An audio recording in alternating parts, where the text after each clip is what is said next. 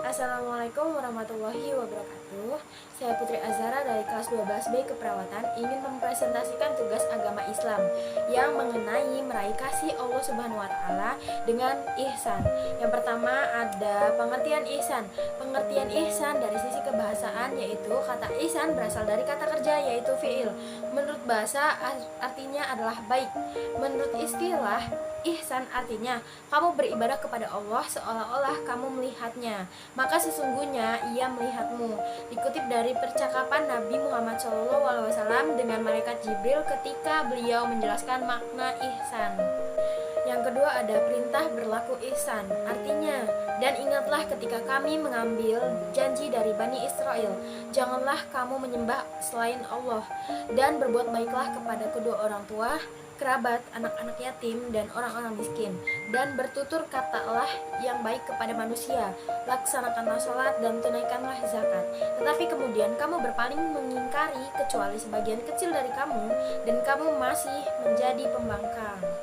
Yang ketiga ada ruang lingkup ihsan. Poin pertama yaitu ihsan kepada Allah Subhanahu wa taala, yaitu berlaku ihsan dalam menyembah atau beribadah kepada Allah Subhanahu wa taala, baik dalam bentuk ibadah khusus yang disebut ibadah mahdah atau murni ritual seperti sholat, puasa, dan sejenisnya, ataupun ibadah umum yang disebut dengan ibadah gairu mahdah, yaitu ibadah sosial seperti belajar mengajar, berdagang, makan, tidur, dan semua perbuatan manusia yang tidak bertentangan dengan aturan agama. Poin kedua yaitu ihsan kepada sesama makhluk ciptaan Allah.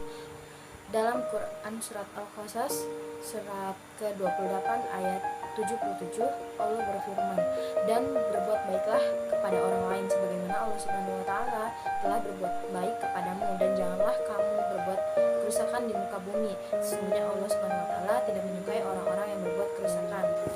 Ihsan kepada sesama makhluk ciptaan Allah Subhanahu wa taala mencakup ihsan kepada kedua orang tua, ihsan kepada kerabat karib, ihsan kepada anak yatim, ihsan kepada fakir miskin, ihsan kepada tetangga, dan ihsan kepada tamu, kepada karyawan, sama manusia, binatang, dan alam sekitar. Yang terakhir ada hikmah dan manfaat ihsan. Kebaikan akan berbalas kebaikan, itu adalah janji Allah Subhanahu wa taala dalam Al-Qur'an. Berbuat ihsan adalah tuntutan kehidupan kolektif, karena tidak ada manusia yang dapat hidup sendiri. Maka dari itu Allah menjadikan saling berbuat baik sebagai sebuah keniscayaan. Berbuat baik atau ihsan kepada siapapun akan menjadikan sebab terjadinya balasan dari kebaikan yang dilakukan. Karena demikian Allah Subhanahu wa taala menjadikan aturan bagi makhluknya, sunnatullah, bahwa kebaikan akan dibalas kebaikan. Cukup sekian presentasi dari saya, kurang lebihnya mohon maaf. Wassalamualaikum warahmatullahi wabarakatuh.